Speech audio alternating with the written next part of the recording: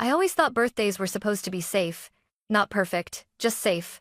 That belief shattered the moment I watched my brother smile while my son's birthday gifts broke in his hands, and everyone around us laughed like it was entertainment. No shouting, no chaos.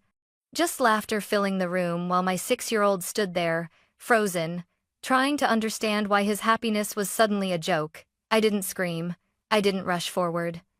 I watched my son learn something. I spent my whole childhood learning the hard way.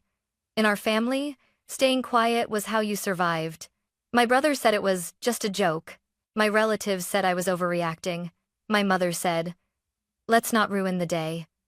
But as I looked at my son, silent, shrinking, already blaming himself, I realized this wasn't about broken gifts. It was about what breaks when no one stops it. And that was the moment my father finally did. My name is Gianna Miller, and in my family, I was never the loud one.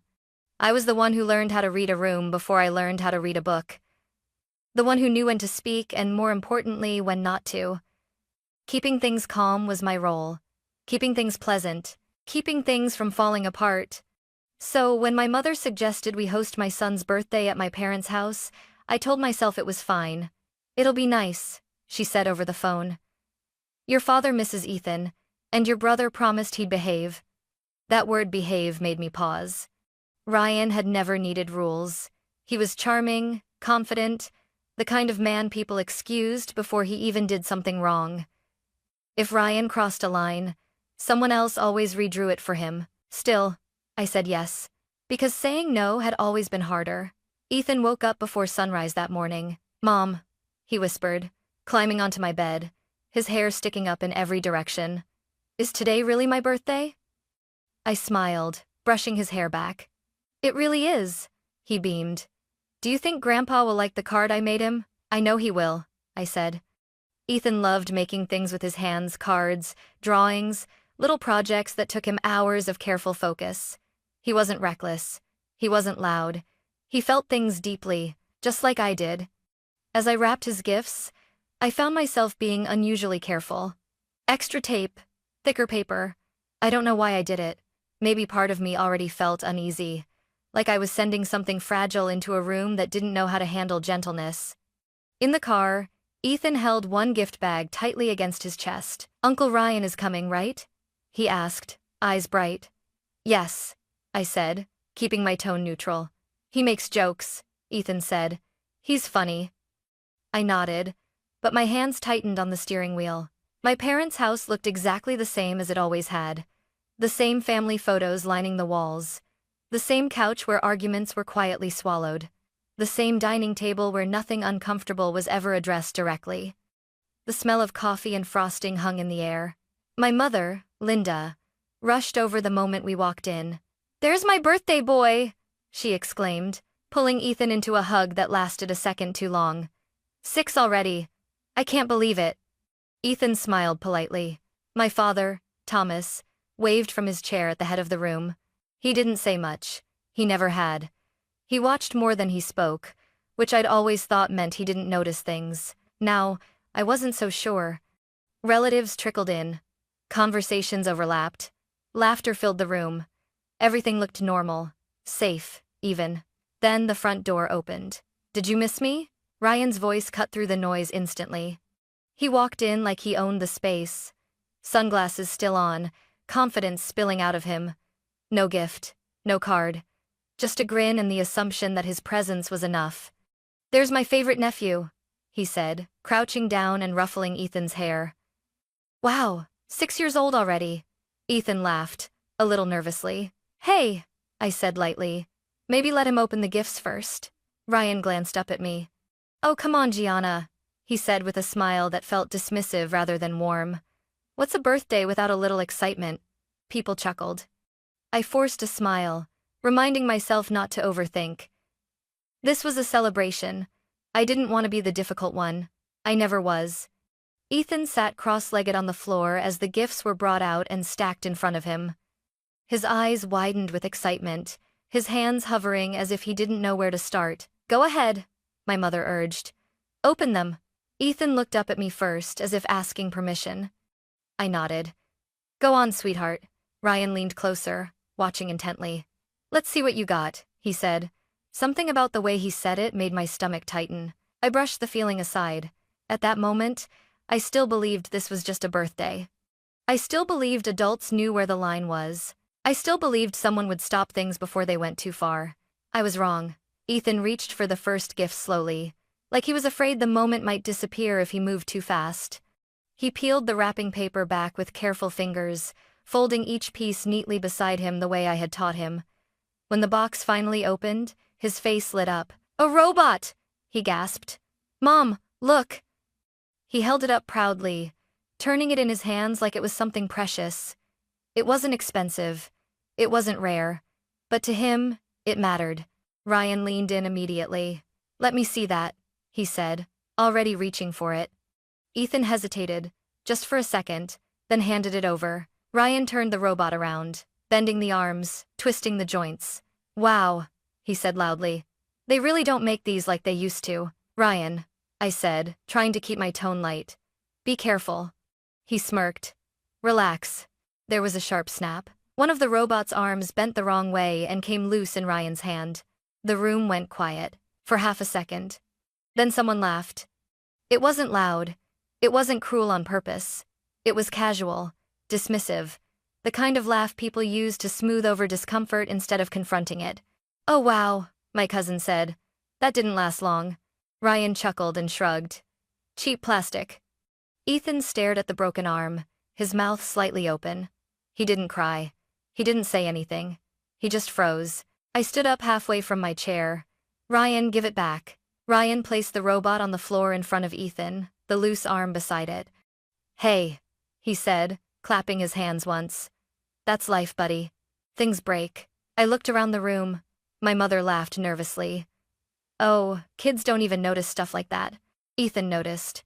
He pulled the robot closer to his chest, trying to push the arm back into place, his fingers trembling slightly as he worked. I wanted to step in. I wanted to say something stronger, but years of conditioning pressed down on me. "Don't overreact. Don't make it awkward. It's just a toy." Ryan had already moved on. "So," he said, grabbing another gift from the pile. "What's next?" "That one's from me," I said quickly. "Let him open it himself." Ryan paused, then smiled again. "Of course." He held the box out to Ethan. Ethan opened it carefully, revealing a small model car kit. His eyes lit up again. "This is the one I showed you," he said to me. "The blue one." "I know," I said softly. "You talked about it all week."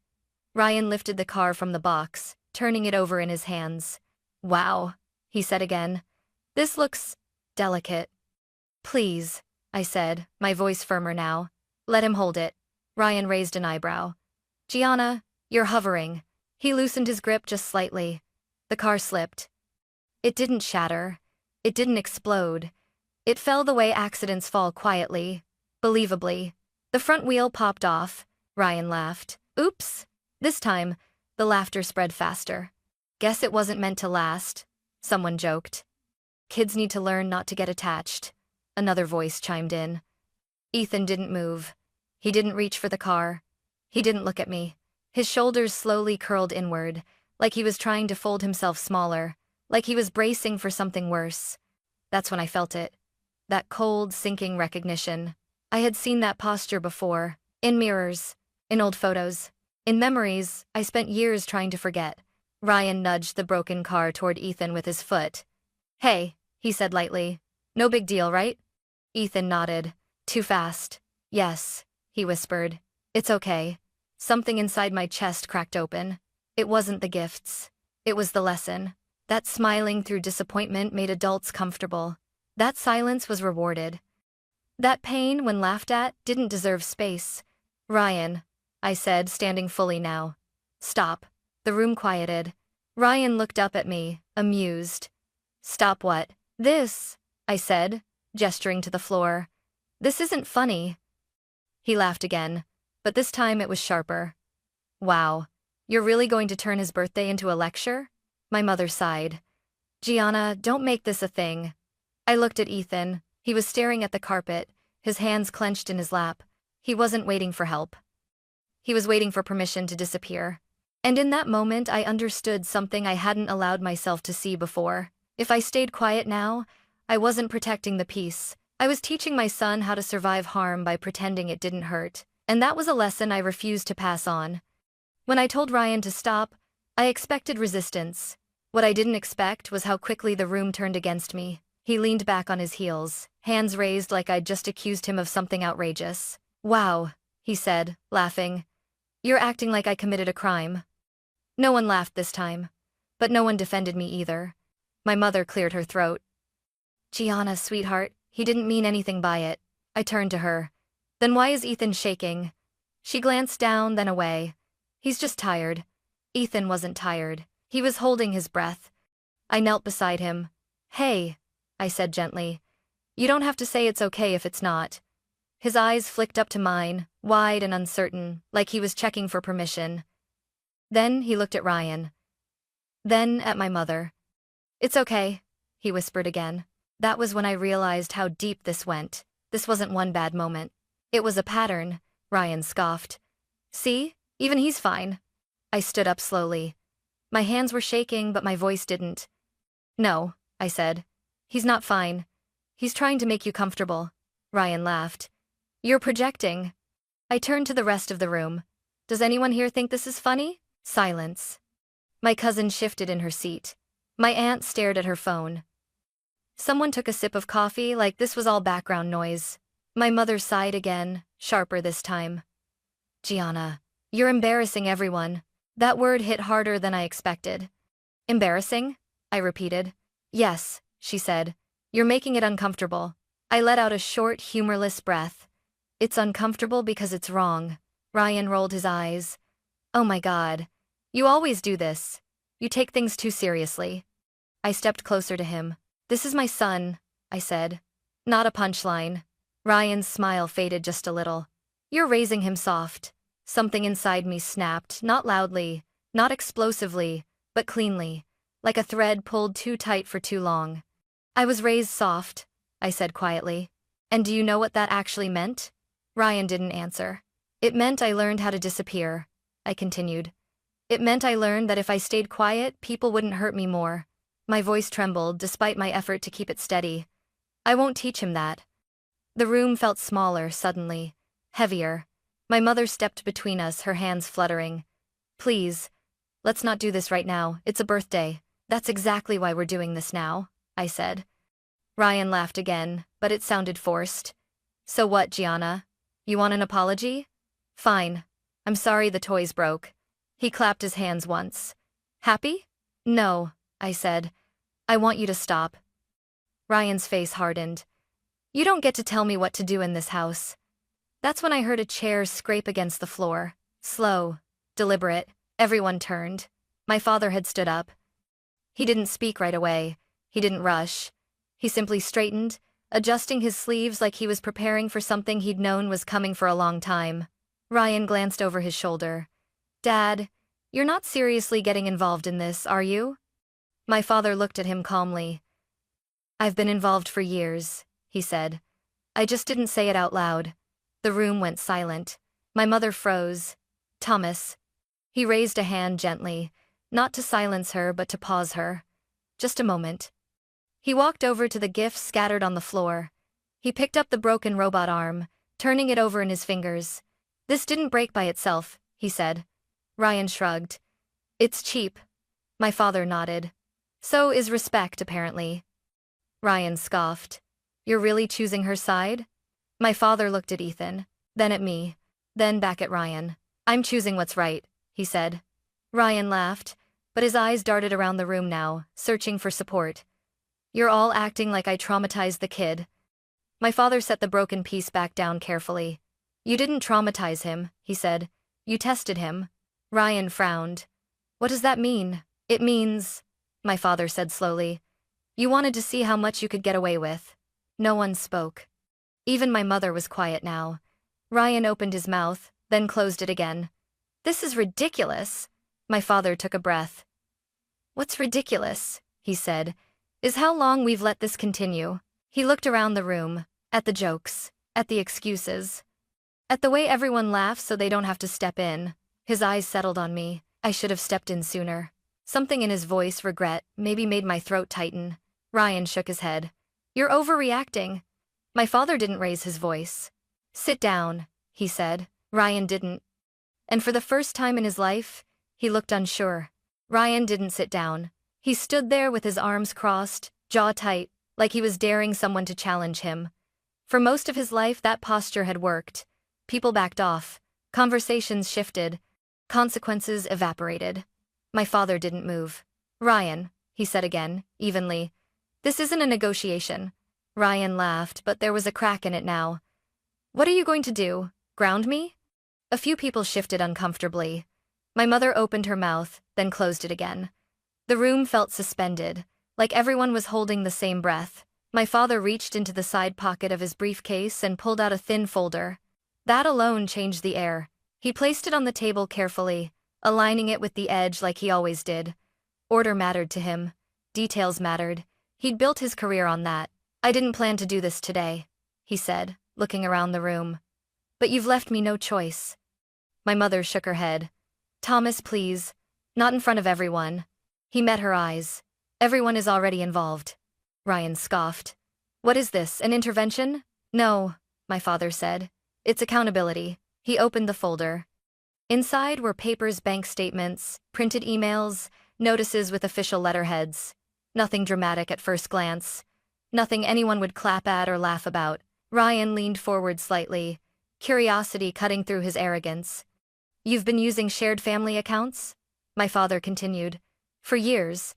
We told ourselves it was temporary, that you were finding your footing. Ryan shrugged. You said it was fine. We said we trusted you, my father corrected. That wasn't permission. My mother's hands trembled as she clasped them together. He needed help. So did Gianna, my father said quietly. So did Ethan. That landed harder than any raised voice could have. Ryan laughed again, sharper now. This is about money? You're doing all this over money? My father shook his head. This is about responsibility. He turned one of the pages so it faced Ryan.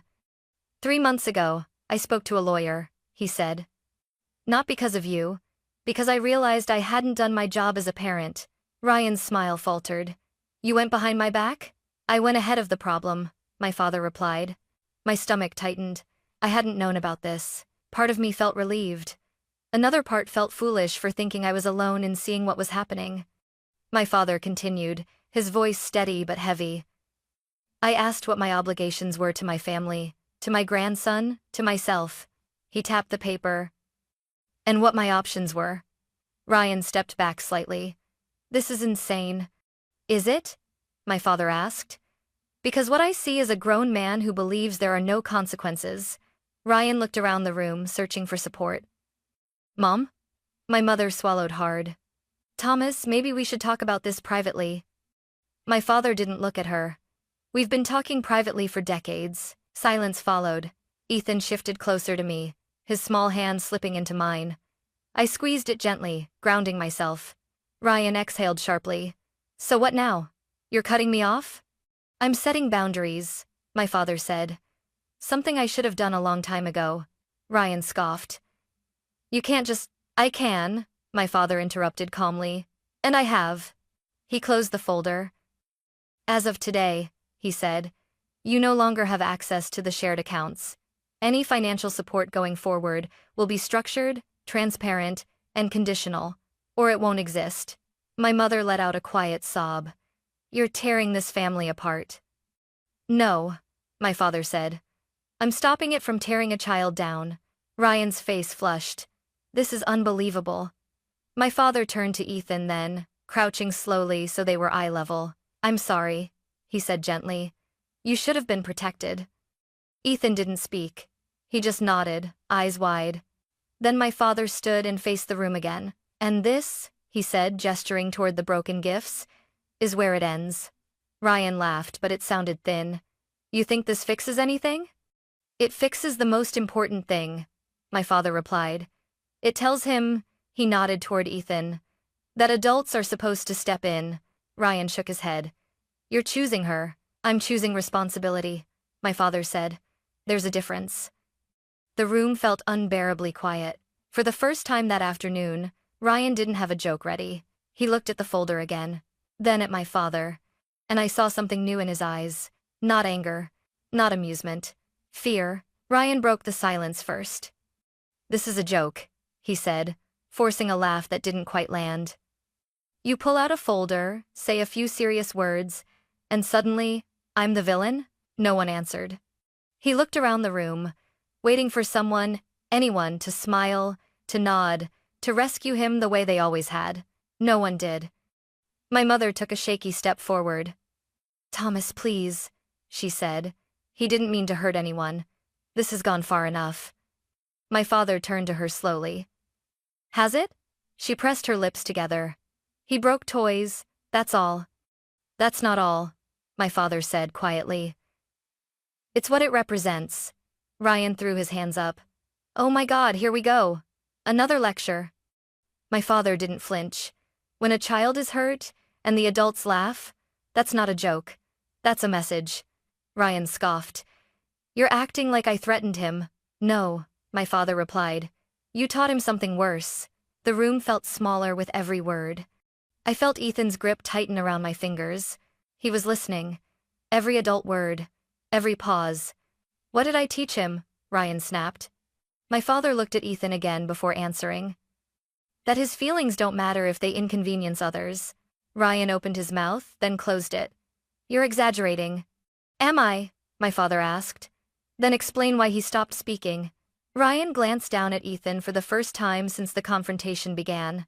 Ethan didn't look back. Ryan shifted uncomfortably. "Kids are dramatic. That's what we said about Gianna," my father replied. My chest tightened. Ryan froze. "What?" My father's voice didn't rise. "We said she was sensitive, that she took things personally, that she should learn to laugh it off." He turned toward me. "And she learned. She learned to disappear." Ryan shook his head. "This isn't about her. It's about patterns," my father said. "And today, that pattern reached my grandson." Ryan laughed sharply. "So what? You're cutting me out of the family now?" My father inhaled slowly. "No, I'm setting conditions." "Conditions," Ryan repeated mockingly. "Yes," my father said. "Because family is not a free pass." Ryan stepped forward. "You can't do this. Mom won't let you." All eyes turned to my mother. She looked torn, her face pale. For a moment, I saw the calculation happening behind her eyes, the familiar weighing of peace versus truth. "Thomas," she said softly, "maybe we can talk later, when everyone's calmer." My father shook his head. "Calm is how this survived." Ryan laughed again, louder now, trying to reclaim control. "You're seriously siding with her because she's upset?" "That's not why," my father said. "I'm siding with the child." Ryan's face flushed. "You're ruining everything." My father opened the folder again. "This house," he said, tapping a document, "is in my name. The accounts you've been using are joint accounts under my authority." Ryan's laugh stopped. "As of this morning," my father continued, "access has been restricted. Any transfers without explanation will be reviewed." Ryan stared at him. "You already did this?" "Yes," my father said. "I didn't want today to become this, but I was prepared." Ryan reached for his phone, fingers moving quickly. I watched his face as the screen loaded. Once, twice, his expression changed. "What?" he muttered, tapping again. My mother rushed to him. "Ryan?" "It's not working," he said, louder now. "The account's locked." The room buzzed with whispers. "You can't just freeze everything," Ryan snapped. "I can," my father said. And I did. Ryan turned on me then, eyes blazing.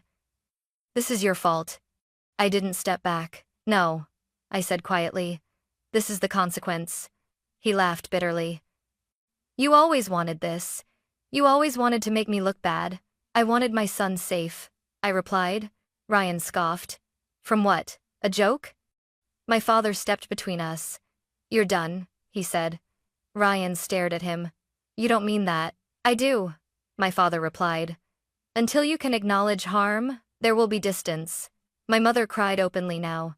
"You're tearing us apart." My father looked at her with something like sorrow. We were already broken. Ryan's voice dropped, sharp and desperate. "You can't kick me out." My father's voice remained steady. "You're not being kicked out. You're being asked to leave." "When?" Ryan demanded. Today, my father said. The word hung in the air. Ryan laughed once more, but it sounded hollow. You're choosing her kid over your own son.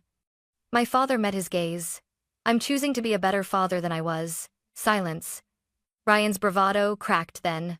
Not completely, but enough. This is insane, he muttered. You'll regret this. My father didn't respond. He turned to Ethan. You didn't do anything wrong, he said gently, and you don't have to be quiet to belong here. Ethan nodded, eyes glossy but steady. I wrapped an arm around him. Ryan grabbed his jacket, movements sharp and angry. Fine. Enjoy your perfect little family. He paused at the door, waiting, hoping for someone to stop him. No one did. The door closed, and with it, something heavy finally lifted. I looked at my father. He looked tired, but he also looked free. And for the first time since that afternoon began, I believed my son had learned a different lesson. That when harm happens, someone will step in. And that silence is not the price of belonging. The house felt different after Ryan left. Not quieter, just clearer. It was like the air had finally settled into its natural state, instead of being forced into something polite and false. No one rushed to fill the silence. No one laughed it off. For the first time that afternoon, nobody pretended everything was fine. Ethan stayed close to me, his small hand wrapped tightly around my wrist. He didn't ask where his uncle went. He didn't ask why people were crying. He just leaned into my side like he needed proof that I was real. My mother sank into a chair, covering her face with her hands. I never wanted it to come to this, she whispered. My father stood near the window, looking out at the backyard. His shoulders sagged slightly, like he'd finally set something heavy down. It came to this because we avoided it, he said, not unkindly. I sat on the floor beside Ethan, gathering the broken gifts into a neat pile. Not to fix them, just to acknowledge them. I didn't rush. I didn't hide anything. Ethan watched me carefully. Mom? He asked softly. Yes, sweetheart. Am I in trouble? The question hit me harder than anything Ryan had said. I took his face gently in my hands so he had to look at me. No, I said firmly. You didn't do anything wrong. Not even a little. He searched my face, like he was checking for cracks in my certainty. But everyone was mad, he said. They weren't mad at you, I replied. They were uncomfortable with the truth. He thought about that for a moment, then nodded slowly. My father came over and knelt beside us. The movement was careful, deliberate, like he didn't want to startle Ethan. I owe you an apology, he said to my son. And to you too, Gianna. I looked up at him, surprised. I should have stepped in sooner, he continued. I saw the patterns. I just convinced myself they weren't serious enough. They were, I said quietly. I know, he replied. I know now. My mother looked up, tears streaking her face. I was trying to keep the family together. My father turned toward her. At whose expense? She didn't answer. Ethan tugged on my sleeve. Can we go home now? Yes, I said immediately. We can go home. As I helped him put his shoes on, my mother hovered nearby, unsure. I'll call you, she said to me. When things calmed down, I nodded, but I didn't promise anything. On the drive home, Ethan stared out the window, quiet but not withdrawn. There was a difference. His silence wasn't fear this time, it was processing. After a few minutes, he spoke again. Mom? Yes? When Uncle Ryan laughed, was that wrong? I took a breath. Yes, I said. It was wrong, even if everyone else laughed too. Especially then, I answered. He nodded, satisfied with the clarity. That night, I sat on the edge of his bed as he fell asleep. He held his favorite stuffed animal unbroken. Safe, Mom, he murmured, half asleep. You didn't laugh. No, I whispered. I didn't. And I never would. The weeks that followed were strange and quiet. Ryan didn't call. My mother sent long messages that circled around apologies without landing on one. My father checked in regularly, not to explain himself, but to ask how Ethan was doing. And something unexpected happened. Ethan started talking more. Not just asking questions, but sharing thoughts. He told me when something upset him. He told me when something felt unfair. He stopped watching adults' faces before he spoke. One evening, as he spilled juice on the table, he froze. I watched the old reflex try to take hold. Then he looked up at me. I'll clean it, he said. That's all you need to do, I replied calmly. He wiped it up, smiling when he finished. No fear. No shame. Just a mistake and space to fix it. That's when I understood the real cost of what happened, and the real value of stopping it. We hadn't just protected a birthday. We had protected a future. Time didn't rush in after that day. It arrived slowly, carefully, like it was waiting to see if we were serious. The first few weeks felt strange. Too quiet. I kept expecting my phone to buzz with Ryan's name. Some angry message, some attempt to rewrite what had happened. But the silence held. When my father called, it wasn't to justify his decision. "How's Ethan?" he asked every time. "He's better," I told him honestly. "He's lighter." "I'm glad," he said. And for the first time, his voice didn't carry guilt. Just resolve. Ryan, on the other hand, spiraled. I heard about it through fragments, relatives whispering, half-formed stories passed along like warnings. He complained to anyone who would listen that he'd been cut off unfairly, that his own family had betrayed him over nothing. But nothing didn't lock accounts. Nothing didn't force adults to change routines. Nothing didn't make a room finally go quiet. Without access to the family safety net, Ryan struggled. Not dramatically, not in ways people could laugh off, just enough to expose how much he'd relied on being rescued. He showed up at my parents' house once, unannounced. I wasn't there, but my father told me what happened. Ryan stood on the porch, arms crossed, defiant as ever. "You really did it," he said. "You chose her." My father shook his head. "I chose responsibility." Ryan scoffed. "So, what now? I'm just supposed to apologize?" My father didn't hesitate. "You're supposed to understand why." Ryan laughed bitterly. "You always take her side." "No," my father replied. "I take the child's side. Every time." Ryan left after that. He didn't slam the door. He didn't shout. And somehow, that made it feel more final.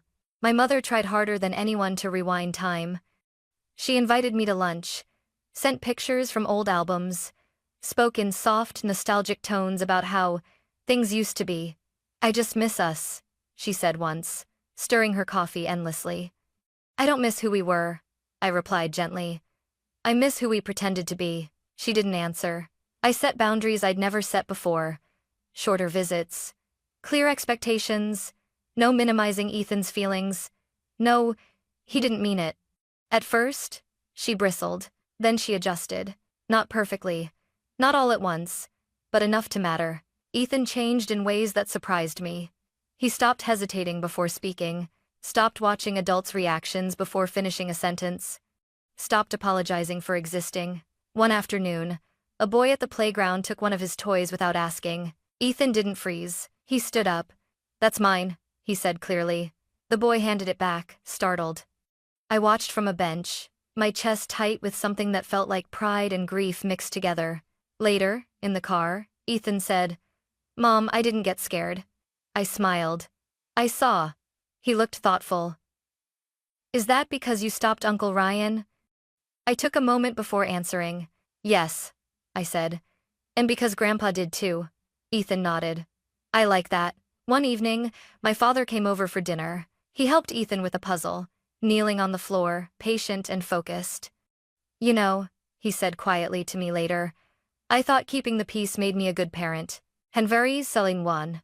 I leaned against the counter. "A lot of people think that." "I was wrong," he admitted. "Peace without safety isn't peace at all." I nodded. "It's silence." He looked at Ethan again. "I won't choose silence anymore." And I believed him. Ryan didn't disappear completely. He sent one message, months later. "You went too far." I stared at it for a long time before deleting it, because I knew something now that I hadn't before. Protecting a child will always look extreme to someone who benefited from ignoring harm. And that was a price I was finally willing to pay. People still ask me if it was worth it.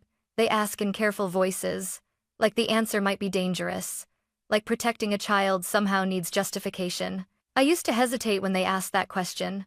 I don't anymore.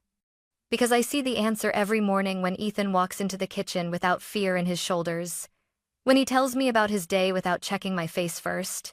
When he laughs freely, loudly, without waiting to see if it's allowed. That didn't happen by accident.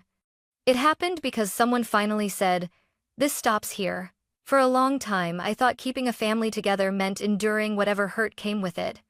I thought love was patience without limits, silence without end. I was wrong. Real love has boundaries. Real family protects the smallest voice in the room, and real responsibility doesn't wait until harm looks obvious enough to excuse action. My father didn't save the family that day. He saved a child. And in doing so, he gave me permission to stop carrying what was never mine to hold. Ryan still believes we overreacted. My mother still mourns the version of us that never truly existed. And that's okay. Healing doesn't look the same for everyone. But in our home, there is safety now. There is honesty. There is space to make mistakes without being shamed for them. If you're listening to this and wondering whether you're allowed to step in, whether you're allowed to draw a line, whether protecting someone vulnerable will cost you too much, let me tell you something I learned the hard way. Some things are worth breaking. Because what you save on the other side can change a life forever, and that will always be worth it.